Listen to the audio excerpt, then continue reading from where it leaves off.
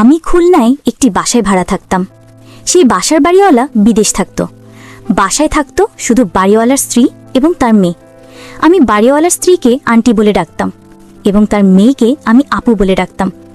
তাদের বাসায় ভাড়া থাকতে থাকতে তাদের সাথে একটা ভালো বন্ধুত্বপূর্ণ সম্পর্ক গড়ে উঠল। আন্টি আমাকে তার ছেলের মতোই দেখত। একদিন প্রচুর ঝড় বৃষ্টির রাত ছিল, বাসায় কেউ ছিল না। আন্টি আমাকে তাদের বাসায় ডেকে নিয়ে গেলেন এবং বললেন, তুমি খাওয়া দাওয়া করেছো? আমি বললাম, জি আন্টি, খাওয়া দাওয়া করেছি। তারপর আন্টি বলল, বাইরে প্রচুর বৃষ্টি হচ্ছে, চলো না আদনান, আমরা আজকে একটু গল্প করি। আমি বললাম, আচ্ছা ঠিক আছে আন্টি। তারপর বন্ধুরা আন্টি গল্প করতে করতে হঠাৎ বন্ধুরা বাকিটা গল্পে বলছি। আশা করি বন্ধুরা তোমরা আমার পুরো গল্পটি মনোযোগ সহকারে শুনবে, নিশ্চয়ই অনেক মজা পাবে। তাহলে চলো বন্ধুরা, আর কথা না বাড়িয়ে মূল গল্পে চলে যাই। বন্ধুরা, আমার নাম আদনান বিন রহমান। আমি বাংলাদেশের একজন ছেলে, বয়স 25। এখনো বিয়ে করিনি, তবে বিয়ের কথা মাঝে মাঝে মনে আসে। কিন্তু ভালো মেয়ে খুঁজে পাওয়া যে কতটা কঠিন তা আমার থেকে ভালো কে জানে। যাই হোক, আমি একটা কোম্পানিতে সুপারভাইজার হিসেবে কাজ করি। সম্প্রতি চাকরির জন্য খুলনায় এসেছি। শহরটা বেশ জমজমাট, তবে একা থাকতে আমার মাঝে মাঝেই কিন্তু কষ্ট হয়। মেসে থাকতে ভালো লাগেনি, তাই নিজের জন্য একটা ছোট্ট বাসা খুঁজতে শুরু করলাম। ব্যাচেলর হওয়ার কারণে ভালোবাসা পাওয়া যে কি তা তোমরা নিশ্চয়ই বুঝতে পারো। অনেক খোঁজাখুঁজির পর অবশেষে একটা 3 তলার ছাদের রুম পেলাম। একটা বেডরুম, একটা ছোট কিচেন আর টয়লেট আমার জন্য ঠিকঠাক। আমি অ্যাডভান্স দিয়ে রুমে উঠে পড়লাম। বাসাটা ছোট হলেও আমার জন্য পারফেক্ট।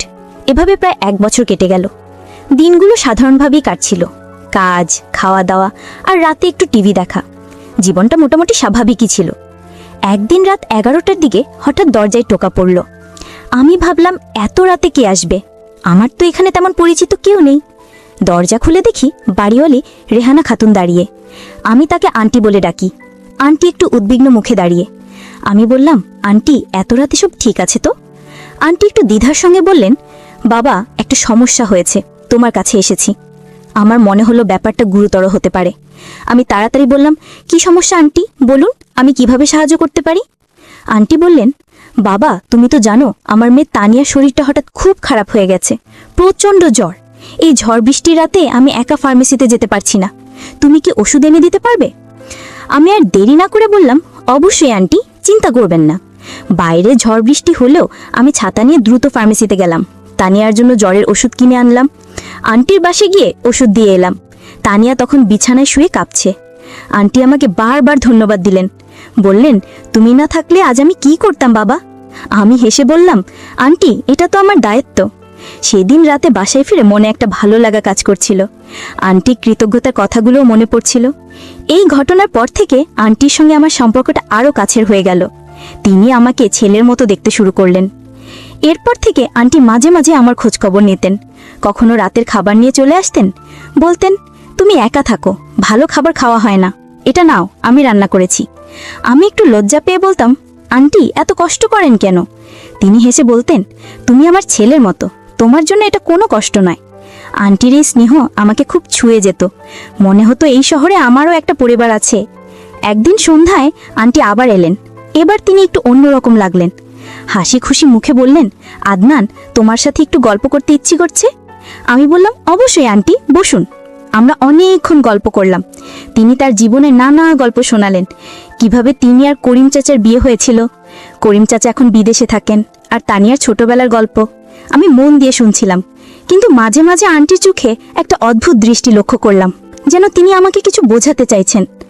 গল্প শেষে আন্টি হঠাৎ বললেন, আদনান, তুমি খুব ভালো ছেলে, আমি চাই তুমি সবসময় আমাদের কাছাকাছি থাকো। আমি হেসে বললাম, আন্টি, আমি তো এখানেই আছি। কিন্তু তার কথার মধ্যে যেন কিছু একটা লুকিয়েছিল, আমি ঠিক বুঝতে পারলাম না। রাতে শুয়ে ভাবছিলাম, আন্টিকে কিছু বলতে চাইছিলেন? তার দৃষ্টিতে কেন এমন রহস্য ছিল? ব্যাপারটা আমার মাথায় ঘুরতে লাগলো। আন্টির সেই রহস্যময় দৃষ্টি আমার মাথা থেকে যেন কিছুতেই যাচ্ছিল না। রাতে ঘুমোতে গিয়েও বারবার ভাবছিলাম, তিনি কি আসলেই কিছু বলতে চাইছিলেন, নাকি আমি বেশি ভেবে ফেলছি? যাই হোক, আমি ঠিক করলাম এই বিষয়ে বেশি না ভেবে স্বাভাবিকভাবে চলবো। পরের দিন সকালে আমি কাজে বের হলাম, কিন্তু মনের কোনো একটা অস্বস্তি রয়ে গেল। আন্টির কথাগুলো কেন যেন আমার কাছে সাধারণ মনে হচ্ছিল না।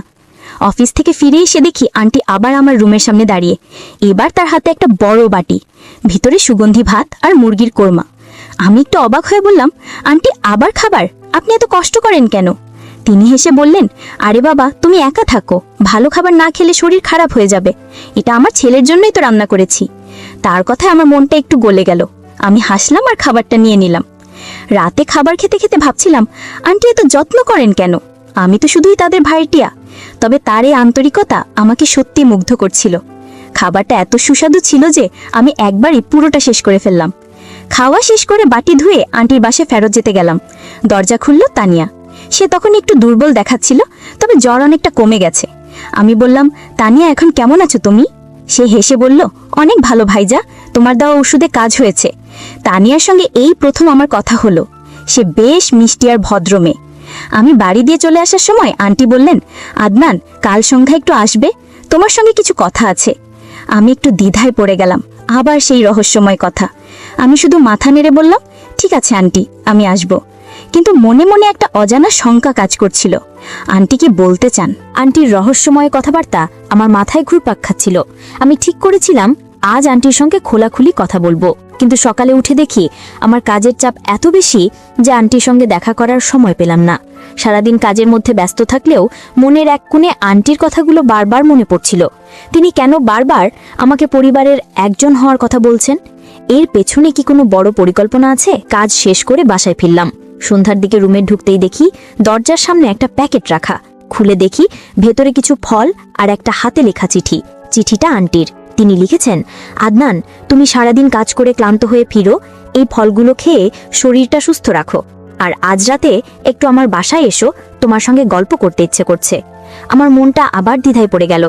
আন্টির এই যত্ন আমাকে খুশি করলেও তার কথার পেছনের উদ্দেশ্য নিয়ে আমি সন্দিহান হয়ে উঠলাম। রাতে আমি আন্টির বাসায় গেলাম। দরজা খুলল তানিয়া। সে আমাকে দেখি হেসে বলল, ভাইয়া এসো, মা তোমার জন্য অপেক্ষা করছে।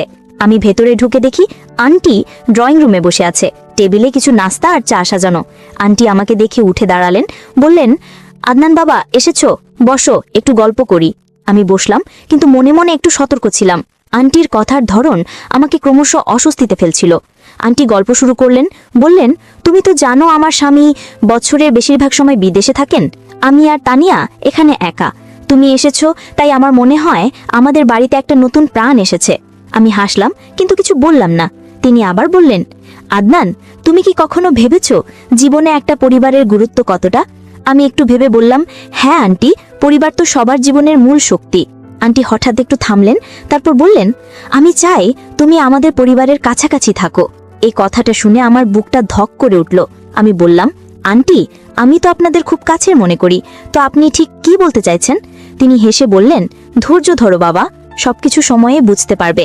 আমি আর কিছু জিজ্ঞাসা করতে সাহস পেলাম না। গল্পের মাঝে তানিয়া এসে যোগ দিল। সে বলল, ভাইজান, তুমি কি জানো মা তোমার খুব প্রশংসা করে, বলে তুমি খুব ভালো ছেলে। আমি হেসে বললাম, আন্টি বেশি প্রশংসা করেন, আমি তো সাধারণ মানুষ। তানিয়ার কথাবার্তা ছিল খুব স্বাভাবিক, কিন্তু আন্টির কথার মধ্যে যেন একটা গভীর অর্থ লুকিয়েছিল।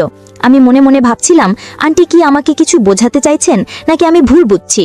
রাতে বাসায় ফিরে আমি আরো বেশি চিন্তায় পড়ে গেলাম। আন্টির কথাগুলো আমার মাথায় ঘুরছিল। তিনি বারবার পরিবারের অংশ হওয়ার কথা বলছেন, কিন্তু তার মানে কি? আমি কি তাদের পরিবারের কাছাকাছি থাকার জন্য যথেষ্ট নির্ভরযোগ্য, নাকি আন্টির আরেকটা উদ্দেশ্য আছে? আমার মন বলছিল এর পেছনে কিছু একটা আছে। আমি ঠিক করলাম আন্টির সঙ্গে আরেকটু খোলামেলা কথা বলতে হবে। ঘুমোতে যাবার আগে আমার মনে হঠাৎ একটা প্রশ্ন জাগলো, তানিয়া কি এই রহস্যের সঙ্গে জড়িত? তার স্বাভাবিক আচরণের পেছনে কি কিছু লুকিয়ে আছে? আমি ঠিক করলাম পরের দিন তানিয়ার সঙ্গে একটু কথা বলে দেখব। আন্টির রহস্যময় কথাবার্তা আমাকে রাতে ঘুমোতেও দিচ্ছিল না। আমি ঠিক করেছিলাম তানিয়ার সঙ্গে কথা বলে বোঝার চেষ্টা করব এই রহস্যের কোনো অংশে তার ভূমিকা আছে কিনা। পরের দিন সকালে আমি কাজে যাবার আগে তানিয়ার সঙ্গে দেখা করার একটা সুযোগ খুঁজলাম। ভাগ্যক্রমে আমি রুম থেকে বের হতেই দেখি তানিয়া বারান্দায় দাঁড়িয়ে ফোন নিয়ে কিছু করছে। আমি তার কাছে গিয়ে বললাম, তানিয়া কেমন আছো? সে হেসে বলল, ভাইয়া, আমি এখন অনেক ভালো। তুমি তো আমার জন্য ওষুধ এনে দিয়েছিলে, তাই তো এত তাড়াতাড়ি সুস্থ হয়ে গেছি। তার কথায় আমার মনটা একটু হালকা হলো। আমি বললাম, তোমার মা আমার জন্য অনেক কিছু করেন, মাঝে মাঝে আমার লজ্জা লাগে। তানিয়া হাসলো, তারপর বলল, মা তো তোমাকে খুব পছন্দ করে, বলে তুমি খুব দায়িত্বশীল আর ভালো মানুষ। আমি হাসলাম, কিন্তু মনে মনে ভাবছিলাম এই প্রশংসার পেছনে কি কিছু লুকিয়ে আছে? আমি একটু দ্বিধা করে জিজ্ঞাসা করলাম, তানিয়া, আন্টি মাঝে মাঝে আমার সঙ্গে এমন কিছু কথা বলেন যেগুলো আমি ঠিক বুঝতে পারি না, তুমি কি কিছু জানো? তানিয়া একটু অবাক হয়ে আমার দিকে তাকালো, তারপর হেসে বলল, ভাইয়া, মা একটু রহস্যময় কথা বলতে ভালোবাসে, তবে তুমি চিন্তা করো না, মার মনে কোনো খারাপ উদ্দেশ্য নেই। তার কথা শুনে আমার মনটা আরো অস্থির হয়ে গেল। তানিয়া কি কিছু লুকোচ্ছে নাকি সত্যি কিছু জানে না? কাজে যাবার পথে আমি ভাবছিলাম, তানিয়ার কথা সত্যি হলে আন্টির এই রহস্যময় আচরণের কারণ কি? আমি কি বেশি ভেবে ফেলছি? কাজের ফাঁকে আমার মনটা বারবার আন্টির কথার দিকে চলে যাচ্ছিল। তিনি কেন বারবার আমাকে পরিবারের অংশ হওয়ার কথা বলছেন? এর পেছনে কি কোনো বড় পরিকল্পনা আছে, নাকি এটা শুধুই তার স্নেহের প্রকাশ? আমি ঠিক করলাম, আজ রাতে আন্টির সঙ্গে আরেকটু খোলামেলা কথা বলবো। সন্ধ্যায় বাসায় ফিরে দেখি আন্টি আবার আমার রুমের সামনে দাঁড়িয়ে, এবার তার হাতে একটা ছোট প্যাকেট। আমি বললাম, আন্টি, আপনি আবার এসেছেন, কি হয়েছে? তিনি হেসে বললেন, কিছু হয়নি বাবা, এটা তোমার জন্য একটা ছোট উপহার। আমি প্যাকেটটা খুলে দেখি ভেতরে একটা সুন্দর মাফলার। আন্টি বললেন, শীত আসছে, এটা তোমার কাজে লাগবে। আমি ধন্যবাদ দিলাম, কিন্তু মনে মনে ভাবছিলাম, এই উপহারের পেছনেও কি কোনো উদ্দেশ্য আছে? আন্টি আমাকে ভেতরে বসতে বললেন। আমি সাহস করে বললাম, আন্টি, আপনি আমার জন্য এত কিছু করেন, আমি সত্যি কৃতজ্ঞ, কিন্তু আপনার কথায় মাঝে মাঝে আমার মনে হয় আপনি কিছু বলতে চাইছেন, যেটা আমি ঠিক বুঝতে পারছি না। আন্টি একটু হাসলেন, তারপর বললেন, আদনান, তুমি খুব বুদ্ধিমান, কিন্তু কিছু জিনিস সময়ের সঙ্গে সঙ্গে পরিষ্কার হয়। আমি শুধু চাই তুমি আমাদের উপর ভরসা রাখো। তার কথা শুনে আমার মন আরো দ্বিধায় পড়ে গেল। আমরা আরো কিছুক্ষণ গল্প করলাম। আন্টি তার জীবনের কিছু পুরনো গল্প শোনালেন। তিনি বললেন, আমার জীবনে অনেক চড়াই উতরাই গেছে, কিন্তু আমি সবসময় বিশ্বাস করি ভালো মানুষের সঙ্গে ভালো কিছুই ঘটে। তার কথাগুলো আমাকে ভাবিয়ে তুলল। আমি বললাম, আন্টি, আমি সবসময় চেষ্টা করি ভালো মানুষ হতে। তিনি হেসে বললেন, তুমি ইতিমধ্যেই ভালো মানুষ, আমি শুধু একটু ধৈর্য ধরো। বাসায় ফিরে আমি আরো বেশি চিন্তায় পড়ে গেলাম। আন্টির কথাগুলো যতটা স্নেহময় ততটাই রহস্যময়। আমি বুঝতে পারছিলাম না তিনি আমাকে কি বোঝাতে চাইছেন। তানিয়ার কথাও আমার মনে পড়ছিল। সে বলেছিল আন্টির মনে কোনো খারাপ উদ্দেশ্য নেই। তাহলেই রহস্য কি? আমি ঠিক করলাম এই রহস্যের জাল আরো খোলার চেষ্টা করব। পরের দিন সকালে আমি কাজে যাবার আগে আন্টির বাসায় গেলাম। মনে মনে ভেবেছিলাম আজ হয়তো খোলাখুলি কথা বলে কিছু জানতে পারবো, কিন্তু দরজা খুলল তানিয়া। সে হেসে বলল, ভাইজান, এত সকালে? মা তো বাজারে গেছে। আমি একটু হতাশ হলাম, তবে তানিয়ার সঙ্গে কথা বলার একটা সুযোগ পেলাম। আমি বললাম, তানিয়া, আমি আসলে আন্টির সঙ্গে একটু কথা বলতে এসেছিলাম। তিনি মাঝে মাঝে এমন কিছু কথা বলেন যেগুলো আমি ঠিক বুঝতে পারি না। তুমি কি কিছু জানো? তানিয়া একটু চুপ করে থেকে বলল, ভাইয়া, মা তোমাকে খুব পছন্দ করে, তিনি তোমার জন্য অনেক কিছু ভাবেন, তবে আমি ঠিক জানি না তিনি কি বলতে চান। তার কথা শুনে আমার সন্দেহ আরো বাড়ল। তানিয়া কি কিছু লুকোচ্ছে, নাকি সত্যি কিছু জানে না? কাজে যাওয়ার পথে আমি ভাবছিলাম, এই রহস্যের সমাধান করতে হলে আমাকে আরো সতর্ক হতে হবে। আন্টির কথাগুলো স্নেহময় হলেও তার পেছনে যেন একটা বড় উদ্দেশ্য লুকিয়ে আছে। আমি ঠিক করলাম, আন্টির সঙ্গে পরবর্তী কথাবার্তায় আমি আরো মনোযোগী হব। কাজের ফাঁকে আমার মনটা বারবার সেই রাতের কথার দিকে চলে যাচ্ছিল, যখন আন্টি বলেছিলেন সবকিছু সময়ের সঙ্গে পরিষ্কার হয়। কিন্তু আমি আর অপেক্ষা করতে চাইছিলাম না। সন্ধ্যায় বাসায় ফিরে দেখি আন্টি আমার রুমের সামনে দাঁড়িয়ে, এবার তার হাতে একটা ছোট্ট বাক্স। আমি বললাম, আন্টি, আপনি আবার কি নিয়ে এসেছেন? এটা তোমার জন্য একটা ছোট উপহার বাবা, খুলে দেখো। আমি বাক্সটা খুলে দেখি ভেতরে একটা সুন্দর কলম। আমি বললাম, আন্টি, আপনি এত কিছু করেন কেন? আমি তো এমনিতেই আপনাদের খুব কাছের মনে করি। তিনি বললেন, এটা আমার মনের ইচ্ছে, তুমি আমার ছেলের মতো। আমি সাহস করে বললাম, আন্টি, আপনি বারবার আমাকে পরিবারের কাছাকাছি থাকার কথা বলছেন। আমি ঠিক বুঝতে পারছি না আপনি কি বলতে চাইছেন। আমাকে একটু খোলাসা করে বলুন। আন্টি একটু থামলেন, তারপর হেসে বললেন, আদনান, তুমি খুব অধৈর্য। আমি শুধু চাই তুমি আমাদের ওপর ভরসা রাখো। আমি তোমার জন্য ভালো কিছুই ভাবি। তার কথা শুনে আমার মনটা আরো জট পাকিয়ে গেল। তিনি কেন সরাসরি কিছু বলছেন না? আমরা কিছুক্ষণ গল্প করলাম। আন্টি আমাকে তার গ্রামের বাড়ির গল্প শোনালেন। বললেন, আমার গ্রামের বাড়িতে একটা বড় আমবাগান আছে, তুমি কখনো গেলে তোমার খুব ভালো লাগবে। আমি হেসে বললাম, আন্টি, আমি গ্রাম খুব পছন্দ করি, কবে যাব? তিনি বললেন, খুব শিগগিরই বাবা, আমি চাই তুমি আমাদের সঙ্গে আরো কাছাকাছি থাকো। তার কথার মধ্যে আবার সেই রহস্যময় ছোঁয়া। আমি আর কিছু জিজ্ঞাসা করলাম না। বাসায় ফিরে আমি ভাবতে লাগলাম, আন্টির এই উপহার দেওয়া, কথার মধ্যে রহস্য রাখা, এসবের পিছনে কি আছে? আমার মনে হচ্ছিল তিনি আমাকে কিছু বলতে চান, কিন্তু কেন জোর বলছেন না? তানিয়ার কথাও মনে পড়ছিল।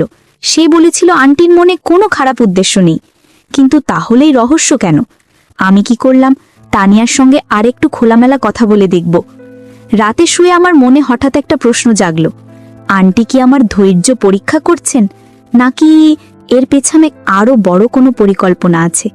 আমার মন বলছিল এই রহস্যের উত্তর খুব শিগগিরই পাব, কিন্তু কিভাবে?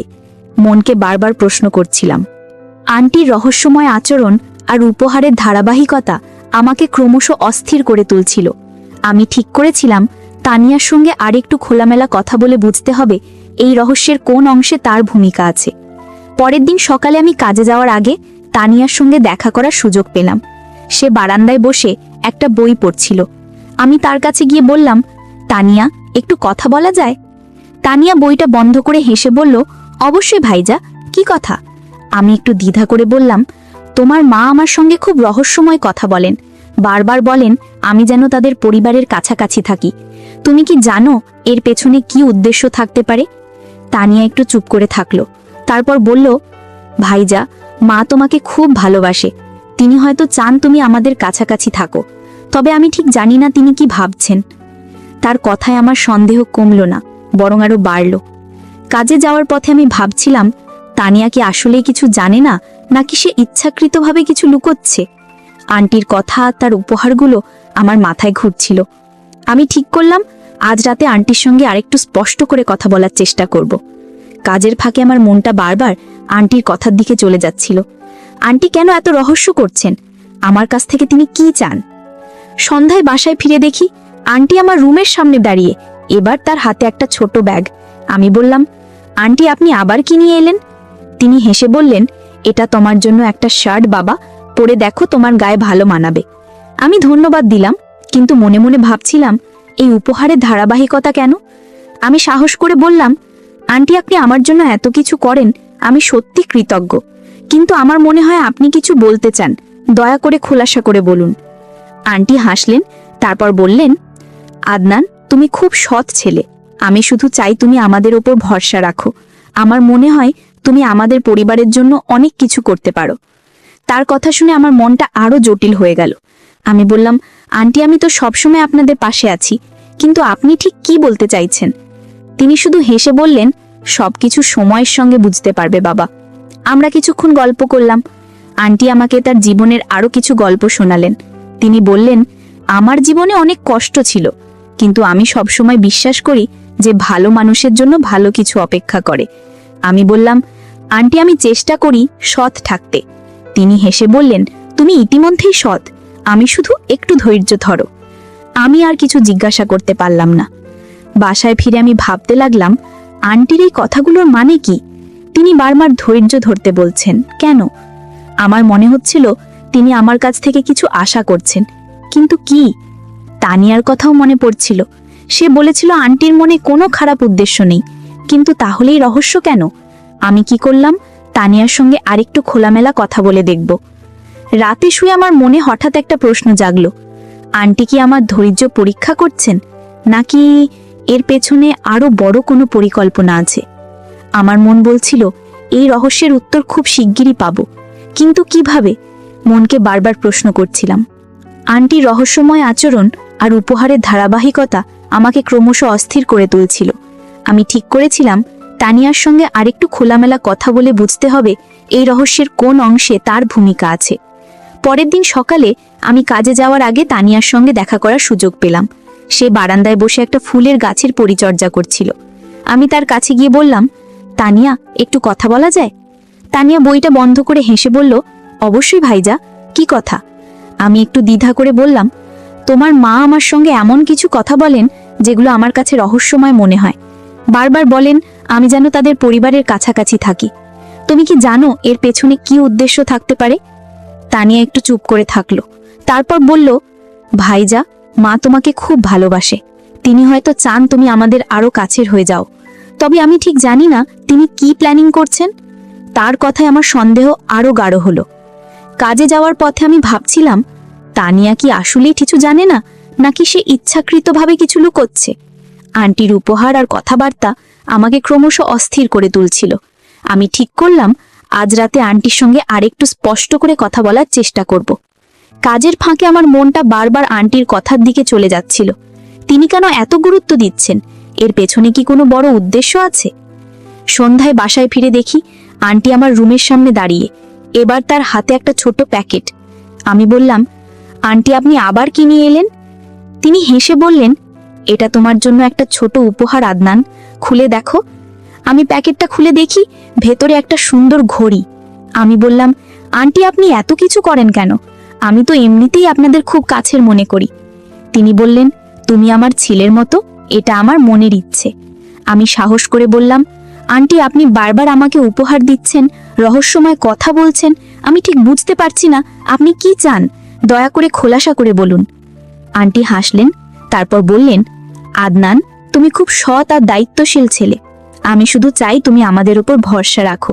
আমার মনে হয় তুমি আমাদের পরিবারের জন্য অনেক কিছু করতে পারো। তার কথা শুনে আমার মনটা আরো জটিল হয়ে গেল। আমি বললাম, আন্টি আমি তো সবসময় আপনাদের পাশে আছি, কিন্তু আপনি ঠিক কি বলতে চাইছেন? তিনি শুধু হেসে বললেন, সব কিছু সময়ের সঙ্গে বুঝতে পারবে বাবা। আমরা কিছুক্ষণ গল্প করলাম।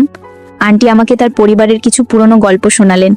তিনি বললেন, আমার জীবনে অনেক কষ্ট ছিল, কিন্তু আমি সবসময় বিশ্বাস করি যে ভালো মানুষের সঙ্গে ভালো কিছুই অপেক্ষা করে। আমি বললাম, আন্টি আমি চেষ্টা করি সৎ থাকতে। তিনি হেসে বললেন, তুমি ইতিমধ্যেই সৎ, আমি শুধু একটু ধৈর্য ধরো। আমি আর কিছু জিজ্ঞাসা করতে পারলাম না। বাসায় ফিরে আমি ভাবতে লাগলাম, আন্টির এই রহস্যময় কথাগুলোর মানে কি? তিনি কেন বারবার ধৈর্য ধরতে বলছেন? আমার মনে হচ্ছিল তিনি আমার কাছ থেকে কিছু আশা করছেন। কিন্তু কি? তানিয়ার কথাও মনে পড়ছিল। সে বলেছিল আন্টির কোনো খারাপ উদ্দেশ্য নেই। কিন্তু তাহলে এই রহস্য কেন? আমি ঠিক করলাম এই রহস্যের সমাধান করতে হলে আমাকে আরও সতর্ক হতে হবে। রাতে শুয়ে আমার মনে হঠাৎ একটা প্রশ্ন জাগলো, আন্টি কি আমাকে কোনো বড় দায়িত্ব দেওয়ার কথা ভাবছেন, নাকি এর পেছনে আরও কিছু আছে? আন্টির রহস্যময় কথাবার্তা আর উপহারের ধারাবাহিকতা আমাকে ক্রমশ উৎকণ্ঠিত করে তুলছিল। আমি ঠিক করেছিলাম এই রহস্যের সমাধান করতেই হবে। পরের দিন সকালে আমি কাজে যাওয়ার আগে তানিয়ার সঙ্গে আরেকবার কথা বলার সুযোগ খুঁজলাম। তাকে বারান্দায় দেখে গিয়ে বললাম, তানিয়া আমি তোমার মায়ের কথা একটু বুঝতে চাই। তিনি কেন আমার সঙ্গে এমন রহস্যময় আচরণ করছেন? তানিয়া হেসে বলল, ভাইজান মা তোমাকে খুব পছন্দ করে। তিনি হয়তো কিছু ভাবছেন, কিন্তু আমি সত্যি জানি না। তুমি মায়ের সঙ্গে খোলাখুলি কথা বলো। তার কথা আমাকে আরও চিন্তায় ফেলল। কাজে যাওয়ার পথে আমি ভাবছিলাম, আন্টির এই রহস্যের পেছনে কি আছে? তিনি কি আমার চরিত্র পরীক্ষা করছেন, নাকি এর পেছনে অন্য কিছু আছে? আমি ঠিক করলাম আজ রাতে আন্টির সঙ্গে সরাসরি কথা বলবো। কাজের ফাঁকে আমার মনটা বারবার আন্টির কথার দিকে চলে যাচ্ছিল। তিনি বারবার বলছেন আমি যেন ধৈর্য ধরি, কিন্তু আমার ধৈর্য আর বাকি নেই। আমি এই রহস্যের উত্তর চাই। সন্ধ্যায় বাসায় ফিরে দেখি আন্টি আমার রুমের সামনে দাঁড়িয়ে। এবার তার হাতে কোনো উপহার নেই। তিনি একটু গম্ভীর মুখে বললেন, আদনান আজ তোমার সঙ্গে কিছু গুরুত্বপূর্ণ কথা আছে, আমার বাসায় এসো। আমার বুকটা ধপ করে উঠল। এতদিনের রহস্য কি আজ খুলবে? আমি তার সঙ্গে তাদের বাসায় গেলাম। তানিয়াও সেখানে ছিল। ড্রয়িং রুমে বসে আন্টি আমাকে বসতে বললেন। তারপর শুরু করলেন, আদনান তুমি এই বাসায় আসার পর থেকে আমি তোমাকে লক্ষ্য করেছি। তুমি খুব সৎ, দায়িত্বশীল আর ভালো মানুষ। আমি তোমার উপর ভরসা করি। আমি বললাম, আন্টি আমি সবসময় চেষ্টা করি ভালো মানুষ হতে, কিন্তু আপনি যে রহস্যময় কথা বলেন তা আমাকে অস্থির করে। দয়া করে বলুন আপনি কি চাইছেন? আন্টি একটু হাসলেন, তারপর বললেন, আদনান আমি তোমার চরিত্র পরীক্ষা করছিলাম। আমি অবাক হয়ে বললাম, চরিত্র পরীক্ষা? কেন আন্টি? তিনি বললেন, তুমি জানো আমার স্বামী বিদেশে থাকেন, আর আমি আর তানিয়া এখানে একা। আমি চাই তানিয়ার জীবনে এমন একজন মানুষ আসুক যে তাকে যত্ন নেবে, তার পাশে থাকবে। আমি তোমাকে লক্ষ্য করেছি আদনান, তুমি সেই মানুষ। আমি চাই তুমি আর তানিয়া একসঙ্গে জীবন শুরু করো। আমার মাথা ঘুরে গেল। এই কথা আমি কল্পনাও করিনি। আমি তানিয়ার দিকে তাকালাম। সে মাথা নিচু করে বসেছিল। আমি বললাম, আন্টি এটা খুব বড় কথা। আমি এতদিন ভেবেছিলাম আপনার অন্য কোনো উদ্দেশ্য আছে। আন্টি হেসে বললেন, আমি জানতাম তুমি ভুল বুঝবে, তাই তোমাকে পরীক্ষা করেছি। তুমি প্রতিবারই প্রমাণ করেছ তুমি সৎ আর বিশ্বাসযোগ্য। আমি বললাম, আন্টি আমি আপনাদের খুব শ্রদ্ধা করি, কিন্তু এটা আমার জন্য খুব অপ্রত্যাশিত। আন্টি বললেন, আদনান, তুমি ভাবো, আমি আর তানিয়া অপেক্ষা করব। তুমি আমাদের পরিবারের জন্য সবচেয়ে ভালো মানুষ। আমি কিছুক্ষণ চুপ করে থাকলাম। তানিয়া মৃদু হেসে বলল, ভাইজান, তুমি যা ভাবো তাই করো, আমরা তোমাকে পছন্দ করি। আমার মনটা ভারী হয়ে গেল। আমি বাসায় ফিরে এলাম। রাতে শুয়ে ভাবছিলাম, আন্টির এতদিনের রহস্যের উদ্দেশ্য ছিল সত্যিই অনেক ভালো। সে মূলত আমাকে পরীক্ষা করছিল, কারণ আন্টি মনে মনে তার মেয়ের সাথে আমাকে পবিত্র বন্ধনে আবদ্ধ করবেন বলে উনি আমার চরিত্র পরীক্ষা করছিলেন। অবশেষে আমি চরিত্রের পরীক্ষায় জয়ী হলাম। তারপর বন্ধুরা, সবার সাথে আমার পারিবারিকভাবে বিয়ে হয়ে গেল। আমি আর তানিয়া এখন সুখী পরিবার। গল্পের শেষে বন্ধুরা, আমি তোমাদেরকে বলবো, কাউকে ভুল বোঝার আগে তার উদ্দেশ্য বোঝার চেষ্টা করা উচিত। আজকে যদি আমি সৎ না থাকতাম আর আন্টিকে নিয়ে ভুল কিছু ভাবতাম, তাহলে হয়তো আজকে আমার এই সুদিন আসতো না। তাই আমি তোমাদেরকে বলবো বন্ধুরা, যে কোনো পরিস্থিতিতে চরিত্রবান হও। মনে রাখবা, চরিত্রই মানুষের শ্রেষ্ঠ সম্পদ। বন্ধুরা, আমার গল্পটি যদি তোমাদের ভালো লাগে তাহলে লাইক, শেয়ার এবং সাবস্ক্রাইব করে পাশে থেকো। আর বন্ধুরা, তোমরা এতক্ষণ ধৈর্য ধরে আমার গল্পটি শোনার জন্য তোমাদের সবাইকে অসংখ্য ধন্যবাদ।